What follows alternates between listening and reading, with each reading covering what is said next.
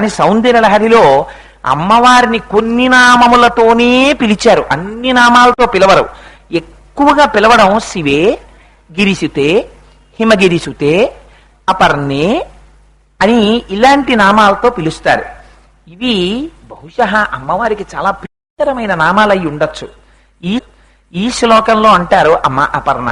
అపర్ణ అంటే పరమశివుణ్ణి వివాహం చేసుకోవడం కోసమని చేసినటువంటి తపస్సమయంలో ఆకులు తినడం కూడా మానేసి తపస్సు చేసినటువంటి స్వరూపము కలిగిన దానా? కాదు కాదు, అసలు రహస్యం వేరు. పరమశివుడు స్థాణువుగా ఉంటే చంద్రశేఖర పరమాచార్యులు వారు చెప్పారు ఈ రహస్యాన్ని. అసలు నేను సౌందర్య లహరిలో చెప్తున్న చాలా మాటలు పరమాచార్యులు వారి వ్యాఖ్యానాల్లోంచి తీసుకుంటున్నాను. స్థాణువు అంటే అసలు ఆకులు కొమ్మలు ఏమీ లేకుండా ఉండిపోయినటువంటి స్థాణు స్వరూపానికి ఆకులు లేనితనమే అమ్మవారితనం. అందుకని అపర్ణా స్వరూపం. విశాఖ కొమ్మలు లేనితనం సుబ్రహ్మణ్య స్వరూపం, అందుకని విశాఖుడని పిలుస్తారు ఆయన్ని. ఇవన్నీ శంకరుడి చుట్టూనే ఉంటాయి, అందుకని విశాఖేంద్రోపేంద్రో అంటారు. విశాఖుడని పేరు సుబ్రహ్మణ్యేశ్వర స్వామి వారికి ఉంది. విశాఖపట్టణము అని పేరు రావడం ఒకప్పుడు ఆ పట్టణంలో సుబ్రహ్మణ్యారాధన విపరీతంగా జరగడం వల్ల వచ్చింది ఆ పేరు. సరే, అందుచేత ఇక్కడ శంకరులు అంటారు, అమ్మా అపర్ణ, నీ కళ్ళని చూసిన దగ్గర నుంచి దొంగతనం చేసి చేపలు బయట తిరగడం మానేశాయమ్మా అన్నాడు. అదేమిటి శంకర, చేపలకి అమ్మవారి కళ్ళకి సంబంధం ఏమిటి అని అంటారేమో అని శంకరులు ఒక గొప్ప విషయాన్ని చెప్పారు. అమ్మవారు ఎప్పుడు ఇలా కన్ను ముయ్యదు. ఎందుకని? ఉన్మేష నిమిషోత్పన్న విపన్న భువనావళి. ఆవిడే కనురెప్ప ఇలా మూసిందా లోకాలన్నీ లయమైపోతాయి. ఒకసారి చేపలన్నీ అనుకున్నాయిట, అమ్మవారిని మీనాక్షి మీనాక్షి అంటారు కదా, అమ్మవారి కళ్ళని మనతో పోలుస్తారు చేపలతోటి. అందుకని అసలు అమ్మవారి కళ్ళ యొక్క అందం ఏమిటో మనతో ఎందుకు పోలుస్తారో ఓసారి చూసుకొద్దాం అనుకున్నాయిట. చేపలన్నీ వచ్చాయిట. ఎప్పుడైతే అమ్మవారి కళ్ళతో పోలిక చేపలకుందో పుట్టింటి వైపు వాళ్ళు వస్తే తిన్నగా వంటింట్లోకి వెళ్ళిపోయినట్టు, అత్తవారి వైపు వాళ్ళు వస్తే ముందు కొంచెం పక్కనే నిలబడతారు. నిలబడి వదిన గారు అని గౌరవంగా మాట్లాడతారు తప్ప పుట్టింటి వారంత స్వతంత్రంగా లోపలికి వెళ్ళరు. అదో గౌరవం. అందుచేత అలా ఉండడం నా దృష్టిలో అనిపిస్తుంది, అదొక చాలా అందం అనిపిస్తుంది నాకు. అందుచేత ఇక్కడ చేపలు అమ్మవారి కళ్ళతో పోలిక కనుక చేపలు కళ్ళ దగ్గరికి వెళ్ళి అమ్మవారి కళ్ళకి మనకి ఒకే తేడా ఉంది. అమ్మ అసలు కనురెప్ప వేయదు, మనము కనురెప్ప వేస్తుంటాం. కనురెప్ప వెయ్యకుండా ఉండగలిగినటువంటి శక్తి అమ్మవారి కళ్ళలోంచి దొంగతనం చేద్దామని దొంగతనం చేసేయట. దొంగతనం చేస్తే ఏ ఇంట్లో దొంగతనం చేస్తే ఆ ఇంట్లో వాళ్ళకే కదా ముందు తెలిసేది. ఎవరికి చెప్తారు? ముందు పక్కింటి వాళ్ళకి చెప్తారు, ఉండదు దొంగలు పడ్డారు రాత్రి మా ఇంట్లోని. వెంటనే ఈ కళ్ళేంచేసేట చెవుల దగ్గరికి వెళ్ళి, మీకు తెలుసా రాత్రి చేపలు మాకు దగ్గరికి వచ్చి అమ్మవారి కనురెప్ప వెయ్యకుండా ఉండగలిగిన శక్తిని చేపలు దొంగిలించాయని చెవులకి చెప్పేట. ఇవి చేపలు విన్నాయిట. విని ఓహో మన బతుకు మనం చేసిన దొంగతనం ఇవాళ చెవులకి తెలిసింది, ఈ చెవులు రేపు ఇంకోటికి చెప్తాయి, లోకమంతా మన్ని చూసి చాలే పెద్దబడాయి, నువ్వు కనురెప్ప వేయకుండా ఉండగలిగిన శక్తి అమ్మవారి కళ్ళల్లో దొంగతనం చేసుకొచ్చావని రేపు పొద్దున్న అందరూ దెప్పి పొడుస్తారు పైన కనపడితే అని. అమ్మ లోకంలో పైన కనపడకుండా నీళ్ల అడుగున తిరుగుతున్నాయమ్మా చేపలు, అందుకని బయట కనపడమన్నారు. ఎంత ఊహ చేశారో చూడండి. అందుకని తవాపర్ణే కర్ణే జపనయనపై శూన్యచకితా నిలీయంతే తో ఏ నియతమనివేశాశఫరికా ఇయంచ శ్రీర్బద్ధచ్చదపుటక వాటంకువలయం జహాతి ప్రత్యూషే నిశచ విఘటయ్య ప్రవిశతి. నల్ల కలువలు అనుకున్నాయిట, మనకు కూడా గొప్ప పేరుంది కదా, అమ్మవారి కళ్ళు నల్ల కలువల్లో ఉంటాయంటారు కదా, మనం కూడా అమ్మవారి కళ్ళతో పోలుస్తారు కదా, వీళ్ళు అమ్మవారి కళ్ళ దగ్గర ఒకసారి చూసొద్దామని చెప్పి నల్ల కలువలన్నీ అమ్మవారి కళ్ళ దగ్గరికి వెళ్ళేట. వెళ్ళి అమ్మవారి కళ్ళ వంక చూసేయట. సిగ్గుపడిపోయేట. చిచ్చి మనకి అమ్మవారికి పోలిక, ఆ కళ్ళెంత అందంగా ఉన్నాయి, ఇంకంతకన్నా పోలిక లేదు కాబట్టి బహుశా నల్ల కలువలని పేరు పెట్టారు. అంత మాత్రానికి తగుదునమ్మా అని మనమేమో వచ్చామా అని అమ్మ నీ కళ్ళు చూశాక నల్ల కలువలకి సిగ్గేసి ఇంకా ఎప్పుడైనా తిరిగి వచ్చిన తర్వాత ఏమంటారు, మీరు వెళ్ళారు కదా అమ్మవారి కళ్ళు చూసి వచ్చారు కదా, మీ పోలికే అన్నారు కదా, ఏమిటి మీకు వాళ్ళకి పోలికని ఊళ్ళో ఉన్న వాళ్ళందరూ వచ్చి అడుగుతారేమోనని పగట్లు ఇలా సూర్యోదయం అయ్యేటప్పటికీ తలుపులు తాళాలు వేసేసుకుని బయటికి పారిపోతోందమ్మా. అందులో ఉన్నటువంటి కాంతి మళ్ళీ ఎప్పుడు వస్తుంది? అందరూ పడుకున్న తర్వాత రాత్రి వస్తుందమ్మా. చంద్రోదయం అయిన తర్వాత అప్పుడు తాళాలు తీసి తలుపులు విప్పుకుంటున్నాయి. చదపుటకవాటంకువలయం, కవాటాలు మూసేసుకుంటున్నాయిట. జహాతి ప్రత్యూషే నిశిచ విఘటయ్య ప్రవిశతి, మళ్ళీ రాత్రి అయిన తర్వాత అప్పుడు విచ్చుకుంటూ ఉంటాయిట. అందుకని ఎవరు రాత్రి కనపడరు కదా, అందుకని తలుపులు తీసుకొని లోపలికెడుతోంది. నేత్రలక్ష్మి సౌభాగ్యం, కాంతి.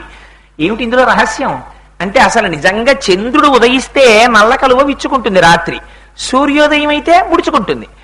ఇటువంటి లక్షణం తీసుకెళ్లి అమ్మవారి కళ్ళని చూసి సిగ్గుబడి రాత్రులు తెరుచుకుంటున్నాయి, పగటిపూట మూసుకుంటున్నాయి అన్నారు శంకరాచార్యుల వారు.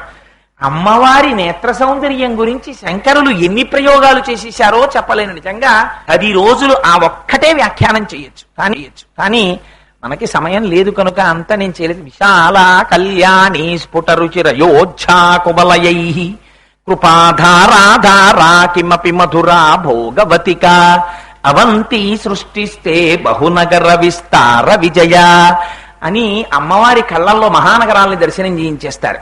సరే, ఇక్కడికి వచ్చేటప్పటికి ఈ శ్లోకంలో అంటారు, అహస్సూతే సవ్యం తవనయనమర్కాత్మకతయా త్రియామాం వామంతే సృజతి రజనీ నాయకతయా తృతీయాతే దృష్టిర్దరదలిత హేమాంబుజ రుచి. అమ్మా, నీ కుడి కన్నుందే అది సూర్యుడు, ఎడమ కన్నుందే చంద్రుడు, మరి మూడవ కన్నుందే అది హేమాంబుజ రుచి. ఎర్రటి కలువ పువ్వు ఎలా ఉంటుందో అలా ఉంటుంది ఆ కన్ను. అది కూడా ఎర్ర కలువతో పోల్చలేరు శంకరాచార్యుల వారు. బంగారు తామర ఎలా ఉంటుందో అలా ఉంటుంది. అది ఏ బంగారం? ఎర్ర బంగారంతో చేసింది. పోత పోసిన ఎర్ర బంగారపు కాంతితో ఉంటుందమ్మా అని శంకర. మరి కుడి కన్ను పగలన్నారే, ఎడమ కన్ను రాత్రి అన్నారే, మరి మూడో కన్ను ఏమిటి అంటే శంకరాచార్యుల వారితో వాదించగలమా? వెంటనే శంకర్లు అన్నారు, పగలు రాత్రే కాదు, ఇంకోటి ఉన్నాయి. ఏమిటి? సంధ్యాకాలం ఉంది. రాత్రి వెళ్ళిపోయి పగలొస్తుంటే పొద్దున్న ఉదయకాలంలో ప్రాతఃసంధ్య, సాయంకాలం చీకట్లు వస్తుంటాయి, పగటి కాలం వెళ్ళిపోతూ ఉంటుంది, అప్పుడు ఉత్తర సంధ్య. 2 సంధ్యాకాలాలు ఉన్నాయి కదా, 2 సంధ్యాకాలాలు ఎర్రగానే ఉంటాయి. అందుకని ఈ 2 ఎక్కడి నుంచి వచ్చాయో తెలుసా అమ్మా సంధ్యాకాలాలు? ఈ 2 సంధ్యా సమాధత్తే సంధ్యాం దివస నిశయోదంతరచరీం. ఈ మూడో కన్నుంది కదా ఎర్రటి కాంతితోటి, దీని చేత ఈ సంధ్యాకాలములు వచ్చాయి అన్నారు. ఈ శ్లోకం శంకరాచార్యుల వారు ఎందుకు రాశారో మీరు బాగా తరచి ఆలోచించుకోండి.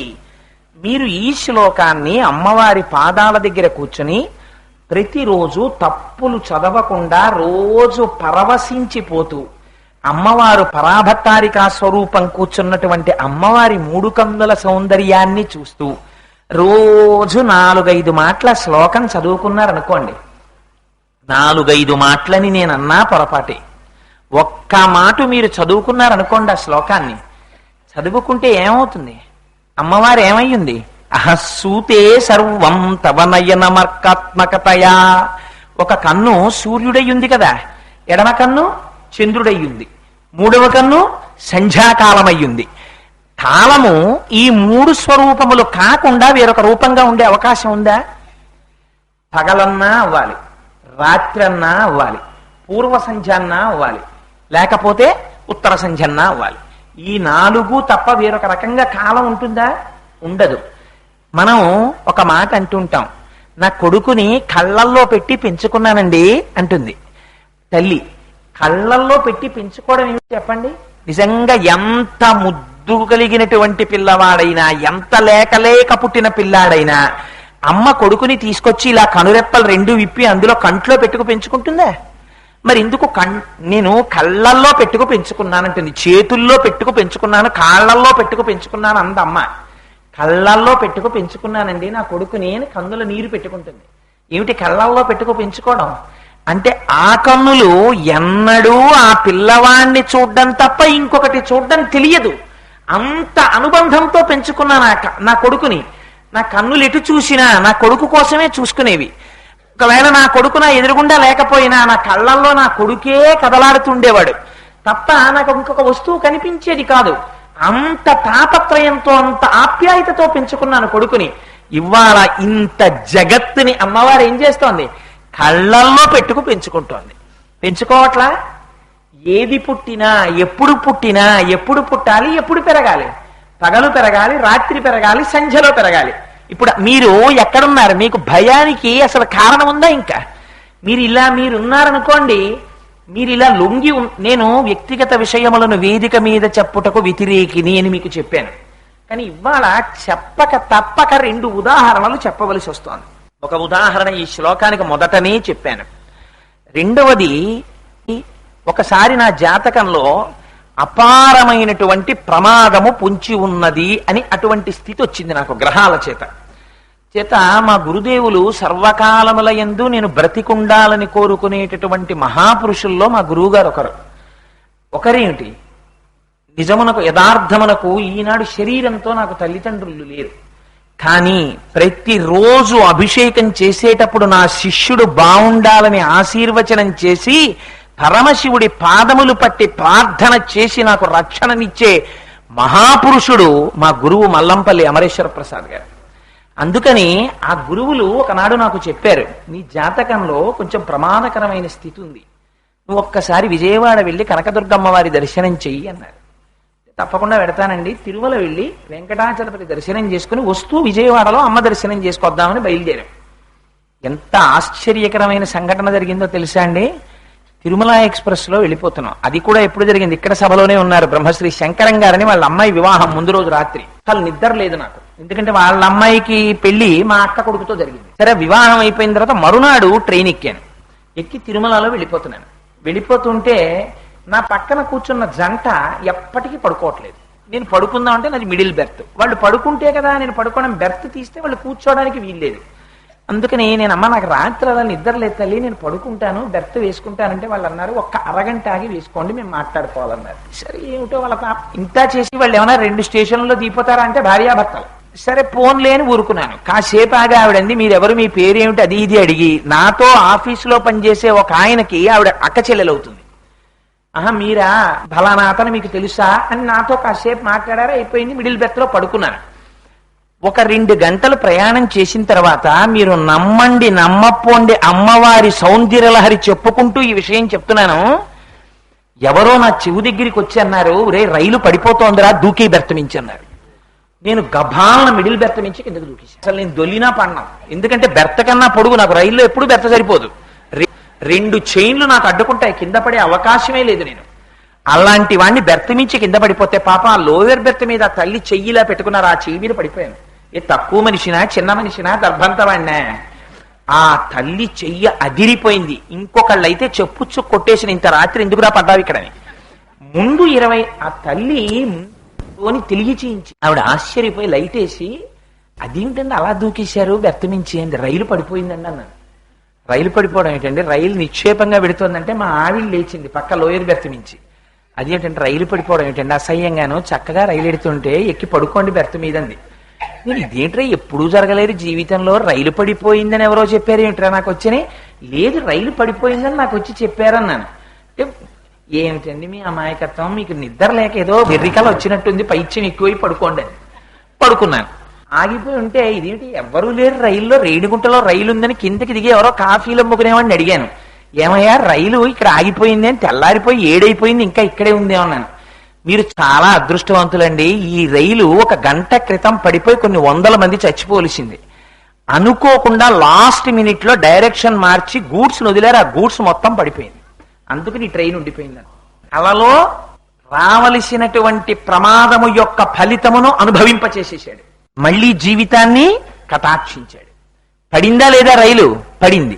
ఏ రైలు పడింది? ఈ రైలు పడినటువంటి అనుభూతిని స్వప్నంలో పొందాను. రైలు పడిందా లేదా? పడడము జరిగింది, ఎవరికీ ప్రమాదం లేకుండా గూడ్స్ పడింది. ఎంత చిత్రం చూడండి పరమేశ్వర కృప.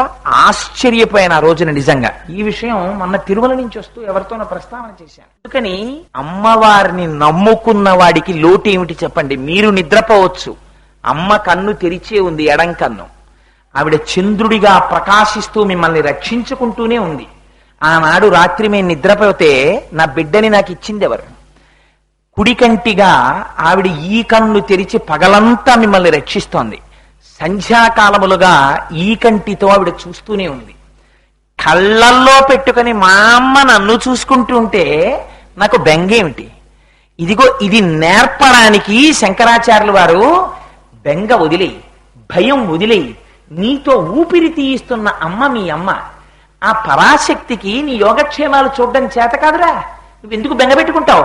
ఆ అమ్మని నమ్ముకుని, అమ్మా పగలు నువ్వు, రాత్రి నువ్వు, 2 సంధ్యలు నువ్వు అని రోజు అమ్మ దగ్గరికి వెళ్ళి, అమ్మా నన్ను నీ కళ్ళల్లో పెట్టుకు చూసుకుంటున్నావమ్మా, అలాగే రోజు రోజు రోజు నన్ను నీ కళ్ళల్లో పెట్టుకుని చూసుకుని నన్ను రక్షించమ్మా అని అనకు. అలా అంటే అమ్మ దగ్గరికి వెళ్ళి, అమ్మా నన్ను నీ కళ్ళల్లో పెట్టుకు చూసుకో అనాలా? అనక్కర్లేదు. అమ్మా చూసుకుంటున్నావను. ఎలా అంటావు? ఇలా అను. అమ్మా ఒక కన్ను నిన్ను కాదు చూసుకుంటున్నది, సమస్త జగత్తుని చూస్తోంది ఆవిడ. ఇది ఎరుక లేకుండా పోతోందంతే. ఈ మాట చెప్పు, తల్లి ఎంత పొంగిపోతుందో.